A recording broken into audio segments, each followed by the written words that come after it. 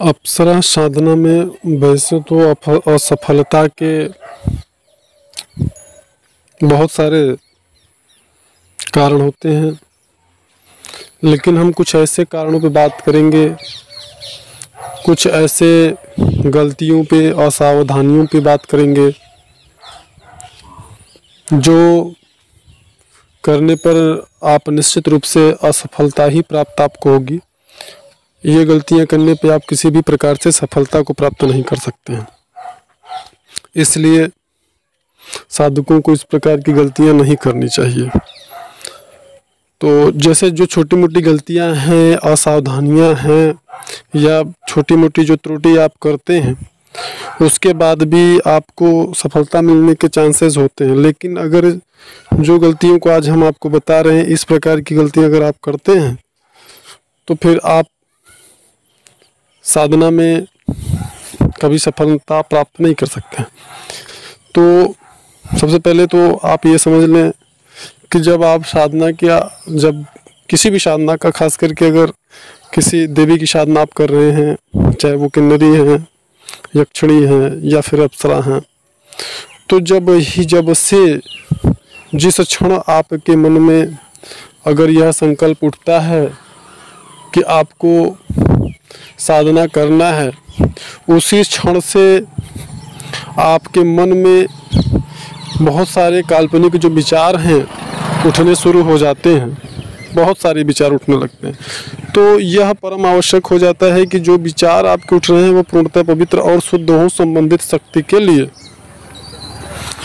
इसे आप कह सकते हैं कि आप अपने साधना के लिए एक ऐसा नींव बना रहे हैं जिस नींव पर ही आपको अपनी पूरी जो है आपकी साधना का जो महल है उसी नींव पर बनाना है।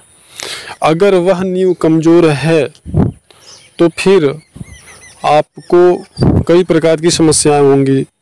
अगर आप संबंधित शक्ति के विषय में या शक्ति से संबंधित, अप्सरा से संबंधित या उस देवी से संबंधित मन में अगर अश्लील विचार आते हैं, या आपकी वासना की तनिक लेस मात्र भी जागृति अगर होती है और उसके बाद में या किसी प्रकार के अपवित्र विचार आते हैं, तो उसके बाद में जब आप साधना प्रारंभ करते हैं तो आपको सबसे पहली जो समस्या होती है वो होता है ब्रह्मचर्य खंडन का। आपका ब्रह्मचर्य खंडित होना शुरू हो जाता है और फिर आप साधना करना बंद कर देते हैं। और दूसरा, अगर आपके विचारों में किसी प्रकार का, जिस क्षण से मन में यह संकल्प उठता है कि हाँ मुझे साधना करना चाहिए, उस क्षण से अगर आपके मन के विचारों में अविश्वास नाम की कोई चीज़ या लेस मात्र भी अविश्वास है तो आप साधना कीजिए ही मत, क्योंकि फिर आप सफल नहीं होंगे। अगर फिर भी आप सोचते हैं चलो देखते हैं क्या होता है, इस प्रकार से क्या होता है, वाकई में ऐसा कुछ होता है कि नहीं होता है, तो ये निश्चित मान लो कि आप सफलता प्राप्त नहीं कर सकते। फिर ठीक है, आप साधना तो शुरू कर सकते हो, लेकिन कुछ समय के बाद में आप साधना बंद कर दोगे। फिर आपका विश्वास समाप्त हो जाएगा, आपको लगेगा कि ये सब बकवास है, ऐसा कुछ नहीं होता है। तो इसलिए आप साधना बंद कर दो। और इन दोनों ही चीज़ों का सबसे महत्वपूर्ण, जो सबसे आप कह सकते हैं कि मुख्य जो कारण होता है, वह सोशल मीडिया पे, इंटरनेट पे उपलब्ध उटपटांग और बकवास की जो जानकारियाँ भरी पड़ी हैं, उनके कारण ऐसा होता है। कुछ साधक साधिकाएँ एक दिन में सिद्धि के चक्कर में परेशान होकर के, कोई 7 दिन की सिद्धि में परेशान होता है, तो कोई 21 दिन की सिद्धि में परेशान होता है, कोई 11 दिन की सिद्धि में परेशान होता है। क्योंकि इस प्रकार की जानकारियाँ हैं सोशल मीडिया पे कि आप 11 दिन में सिद्धि प्राप्त कर लो, 7 दिन में कर लो, 21 दिन में कर लो। तो जो साधक एक बार कर लेता है या 1 दिन में सिद्धि प्राप्त कर लो, तो फिर उसका विश्वास जो होता है वो खत्म हो जाता है, भरोसा खत्म हो जाता है। और ये जानकारियाँ भी उपलब्ध है कि आप अप्सरा के साथ में संभोग कर सकते हो, पत्नी का जैसा संबंध बना सकते हो। तो ये भी चीज़ें जो होती हैं वह कहीं ना कहीं आपकी साधना में सफलता की बहुत बड़ी कारण होती हैं। तो इन उटपटांग जानकारियों से आप बचें।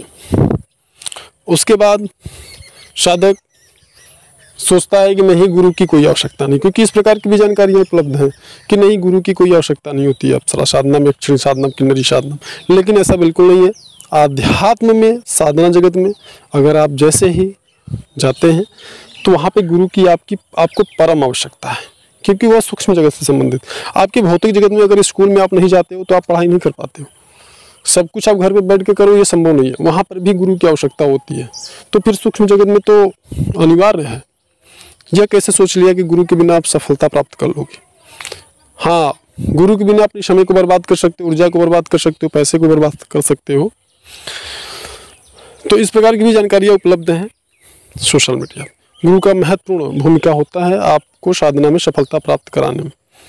यह कभी न भूलें और गुरु को कभी भी महत्वहीन न समझें, नहीं तो जीवन में कभी भी आप किसी मार्ग पे सफलता प्राप्त नहीं कर पाओ। हर मार्ग पे कहीं न कहीं किसी न किसी को, किसी का निर्देश, किसी का मार्गदर्शन आप लेते ही लेते हो और जीवन में हमेशा कुछ न कुछ नया सीखते हो।